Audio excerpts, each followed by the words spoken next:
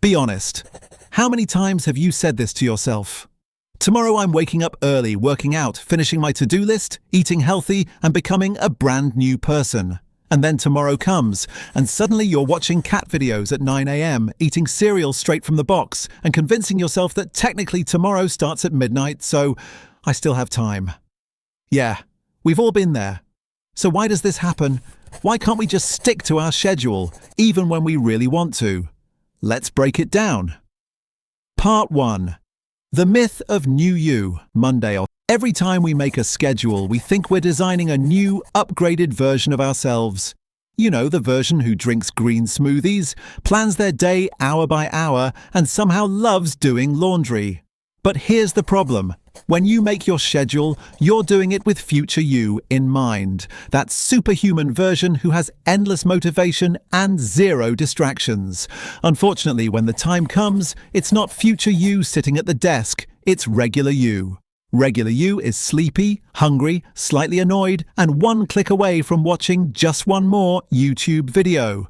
So the first reason you can't stick to your schedule is because you made it for a fictional version of yourself. You're scheduling as if you're a robot, not a human. Part 2. The overconfidence trap. When we plan, we overestimate how much time we have and underestimate how easily we get distracted. We think, oh yeah, I'll just study for 3 hours straight, then clean the whole apartment and write a novel after lunch. Reality? 30 minutes in, you're Googling how to focus better while eating chips and wondering if you should start a podcast instead.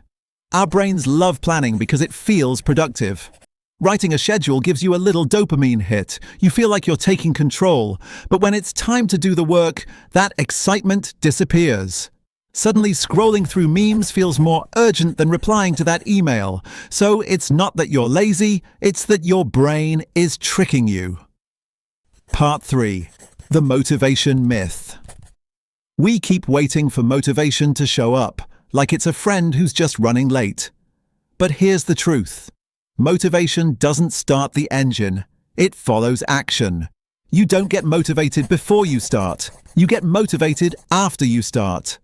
Think about brushing your teeth. You don't wait to feel inspired to do it. You just do it because it's part of your routine.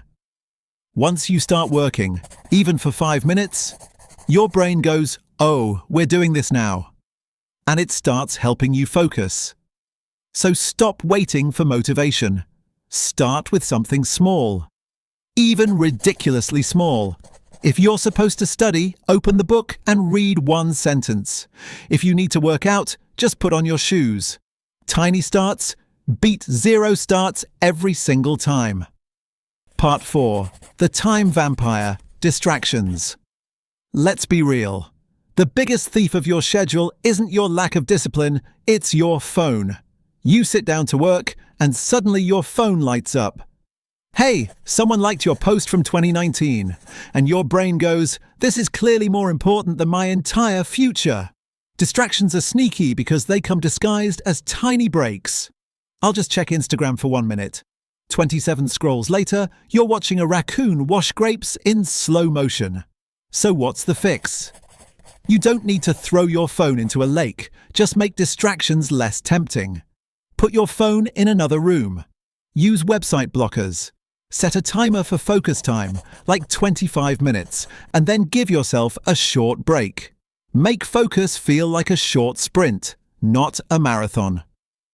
Part 5. The unrealistic schedule. Another huge reason people fail to stick to schedules is that they make them too tight. If your plan looks like wake up at 5 o'clock, work from 5:01 to 10 o'clock, no breaks, no food, no joy, you're basically writing a recipe for burnout. Life isn't predictable. Things pop up. Calls, messages, hunger, bathroom breaks, existential crises. If your schedule doesn't have breathing space, one small delay ruins the entire thing. And then you feel guilty, so you give up completely. Instead, build a flexible schedule. Add buffer time between tasks. Leave room for the unexpected. Don't aim for a perfect day, aim for a recoverable day. Part 6. The fix. Building a schedule that sticks. Okay, so how do we fix all this? Here's a simple 5-step plan. Step 1. Plan for real you, not future you. If you know you can only focus for 45 minutes, don't schedule 3-hour study sessions. Be honest about your energy and attention span. Step 2. Prioritize. You don't have to do everything. Pick the top 3 things that actually matter today and nail those first. Everything else is bonus points. Step 3. Make tasks tiny. Instead of write a report, write open document and write 1 paragraph. Your brain loves small wins. Step 4. Use the 25-to-5 rule. Work for 25 minutes, rest for 5. It sounds simple, but it works because your brain knows a break is coming. Step 5. Forgive yourself when you mess up. Everyone slips up sometimes. What matters is how fast you get back on track. Don't wait for Monday to start again. Start with the next hour. Closing section. Bring it all together. Sticking to a schedule isn't about being perfect. It's about being consistent enough. Your brain doesn't need a complete life overhaul. It just needs small wins every day. Remember, plan for the real you. Start small. Expect distractions. And don't give up just because you had a bad day. You don't need a brand new version of yourself to stay on track. You just need a slightly better one. So next time you make a schedule, make it human. Give yourself room to fail and room to try again. Because sticking to your schedule isn't about control, it's about rhythm. And once you find that rhythm, you'll stop fighting your time and start flowing with it. Now, go start that 5-minute task. Because if you're still watching this, you've already proved one thing: you can focus. If you loved it, like, share, and let me hear your thoughts.